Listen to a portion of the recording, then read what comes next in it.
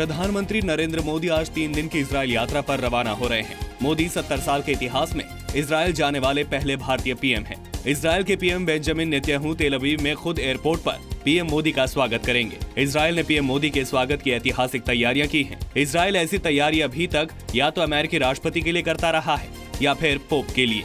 The key components of our visits is a reflection of the relationship between both countries, with a big emphasis on development, innovation, agriculture, water, and the very important connect between our people. Israel पहुंचते ही PM Modi वहां की agriculture technology देखने के लिए एक farm house का दौरा करेंगे। शाम को PM Benjamin Netanyahu PM Modi के सम्मान में डिनर देंगे। 5 जुलाई को पीएम मोदी इजरायल के राष्ट्रपति रूवीन रिवलिन से मुलाकात करेंगे। उसके बाद मोदी और नेतन्याहू के बीच द्विपक्षीय चर्चा होगी। इसके बाद पीएम मोदी इजरायल में बसे भारतीयों को संबोधित करेंगे। पीएम मोदी 26/11 के मुंबई आतंकी हमले में जिंदा बचे हुल्सबर्ग मोशे से भी मुलाकात करेंगे। 6 जुलाई को पीएम मोदी हैफा में इंडियन सिमेंट्री में भारतीय सैनिकों को श्रद्धांजलि देंगे। इसके बाद भारतीय और इजरायली कंपनियों के सीईओज के साथ लंच करेंगे, उन्हें निवेश का न्योता देंगे और जर्मनी रवाना हो जाएंगे।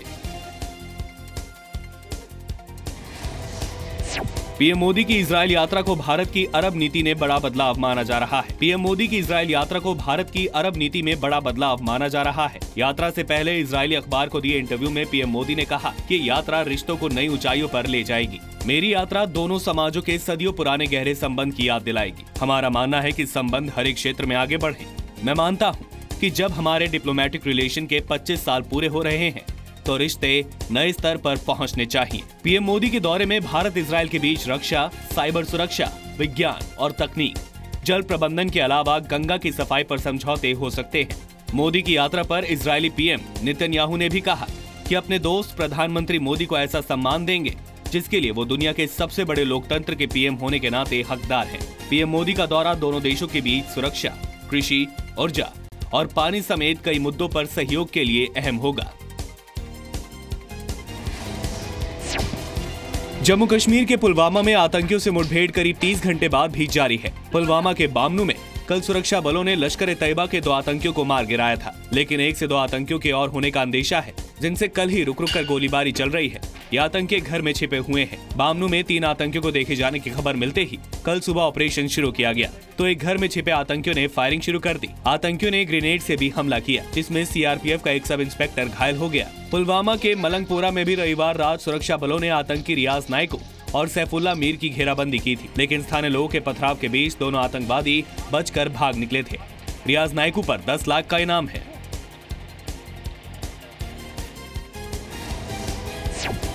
आतंकी संगठन हिजबुल मुजाहिदीन के सरगना सैयद सलाहुद्दीन ने खुद अपने आतंकी होने की गवाही दे दी है। एक पाकिस्तानी न्यूज चैनल को दिए इंटरव्यू में सलाहुद्दीन ने कबूल किया कि वो आतंकी है और उसने भारत में कई आतंकी हमले कराए हैं।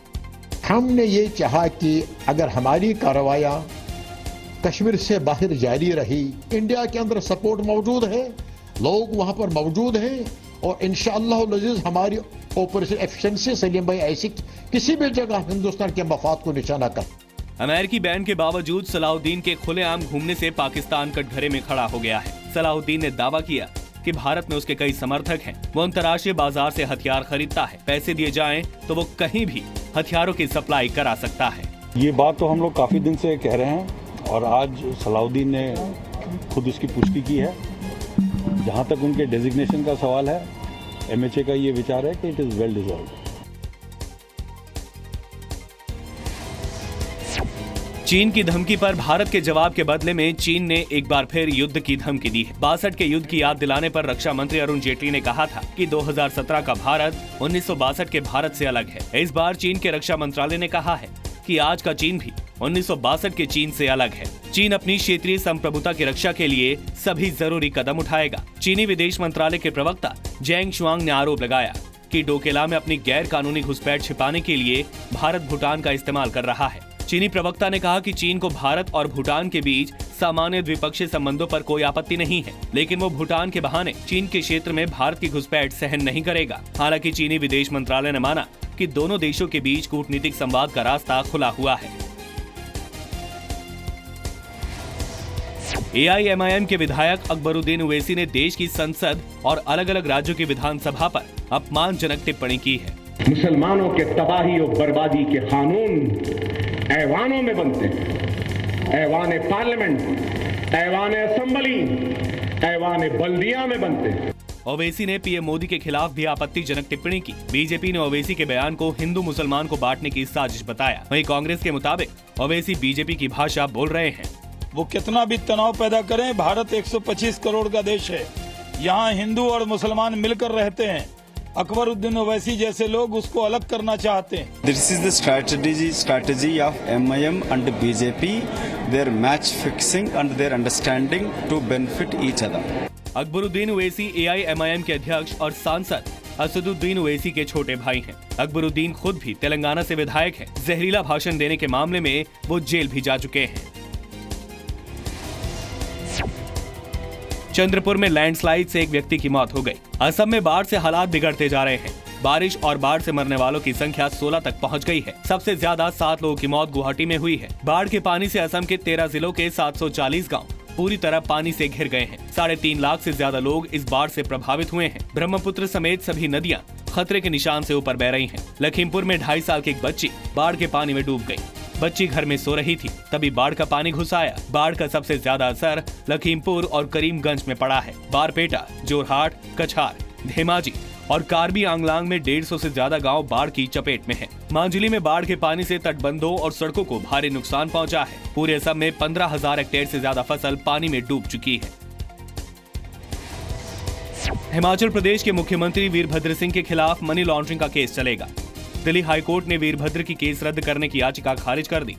वीरभद्र के साथ उनकी पत्नी प्रतिभा सिंह, बेटे विक्रमादित्य सिंह और चुन्नीलाल नाम के आरोपी के खिलाफ भी मनी लॉन्ड्रिंग का केस चलेगा। मामले की जांच प्रवर्तन निदेशालय कर रहा है। प्रवर्तन निदेशालय ने वीरभद्र के खिलाफ ये केस सितंबर 2015 में दर्ज किया था। वीरभद्र और उनके परिवार पर आय से अधिक संपत्ति का केस भी चल रहा है, जिसकी जांच CBI कर रही है।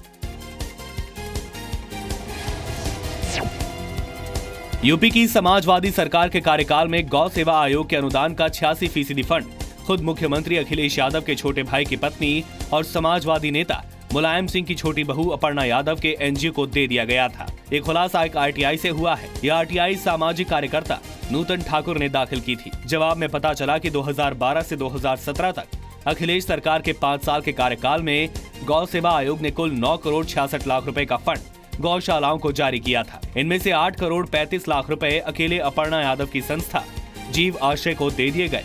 खुलासे पर अपर्णा यादव ने कहा कि इसमें गलत क्या है। अगर उनकी संस्था ज्यादा अच्छा काम कर रही है तो उसे ज्यादा फंड मिलने में हर्ज क्या है। संस्था ने अगर काम किया है तो जाहिर सी बात है कि उसको पैसा मिलना कोई उसमें गुनाह की बात नहीं है। अगर जानवर वहाँ लाए जाएंगे तो उनका चारा और जो उनका खाना पीना है, रहन सहन है, दवाई है, ये सब करने के लिए भाई एक अकेले इंडिविजुअल की रिस्पॉन्सिबिलिटी पे हम उन हजारों जानवरों को नहीं छोड़ सकते हैं। पीएम मोदी युवाओं और छात्रों पर एक किताब लिखने जा रहे हैं, जिसमें वो छात्रों को बताएंगे कि परीक्षाओं के दौरान तनाव से कैसे निपटें और परीक्षाओं की तैयारी कैसे करें। पीएम की इस किताब को पेंगुइन रैंडम हाउस छापेगा। 10वीं और 12वीं की बोर्ड परीक्षा दे रहे छात्रों पर फोकस इस किताब का आइडिया पीएम को अपने मन की बात कार्यक्रम से आया है। पीएम ने बोर्ड परीक्षाओं से पहले मन की बात का विशेष कार्यक्रम किया था, जिसमें उन्होंने छात्रों को परीक्षाओं की तैयारी और उनसे जुड़ी समस्याओं पर कई टिप्स दिए थे। इस कार्यक्रम को जबरदस्त रिस्पांस मिला था। कार्यक्रम में पीएम ने कहा था कि ज्ञान को नंबरों से ज्यादा महत्व दिया जाना चाहिए। किताब साल के आखिर तक कई भाषाओं में छप कर आ जाएगी। इसके डिजिटल प्रिंट भी निकाले जाएंगे।